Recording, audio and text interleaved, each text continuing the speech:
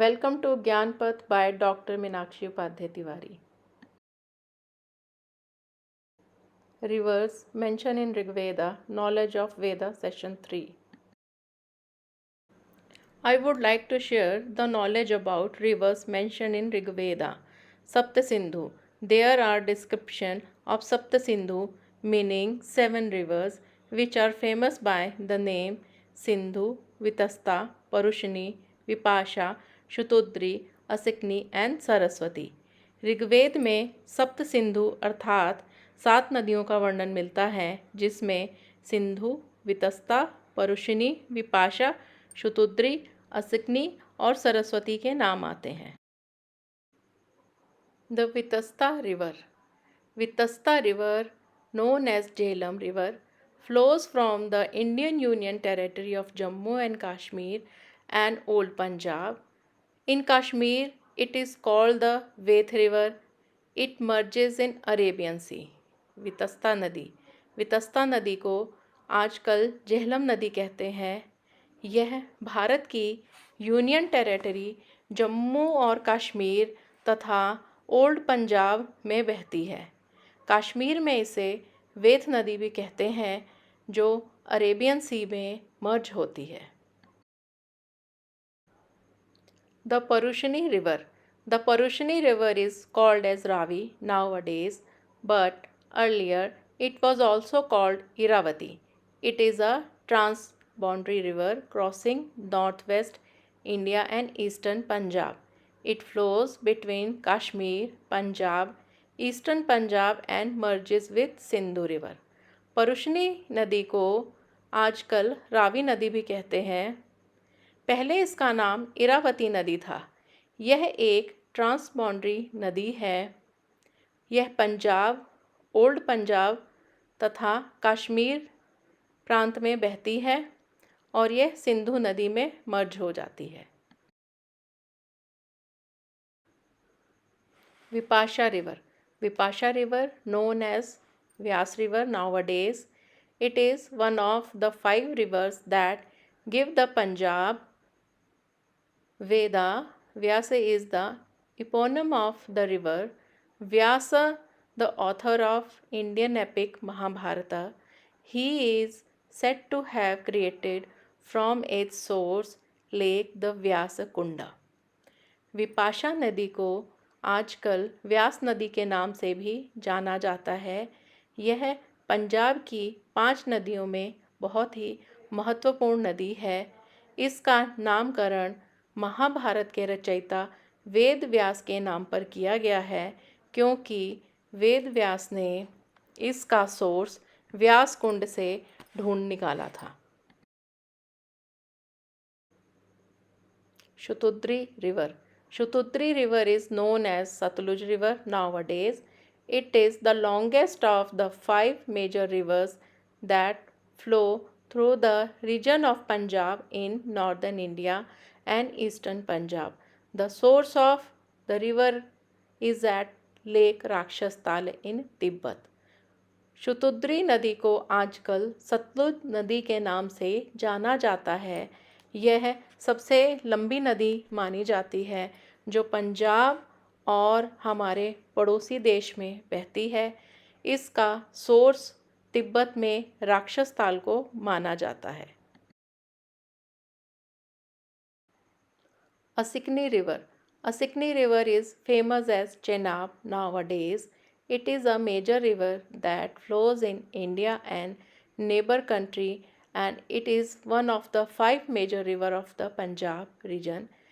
It is formed by the union of 2 headwaters, Chandra and Bhaga, which rises in the upper Himalaya in the Lahaul and Spiti district of Himachal Pradesh in India. Asikni नदी को आजकल चेनाब नदी के नाम से जाना जाता है। यह प्रमुख 5 नदियों में से एक है जो भारत और भारत के पड़ोसी देश में बहती है। मुख्यतः यह पंजाब की बहुत ही प्रसिद्ध नदी है।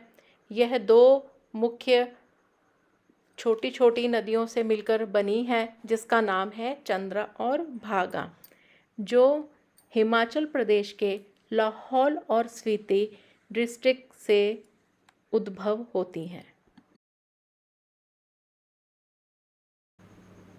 Saraswati River. Saraswati River was holy river of Aryans in Rigveda. It was a huge river which used to cut mountains and go ahead. But coming to the Brahmin period, somewhere it was revealed.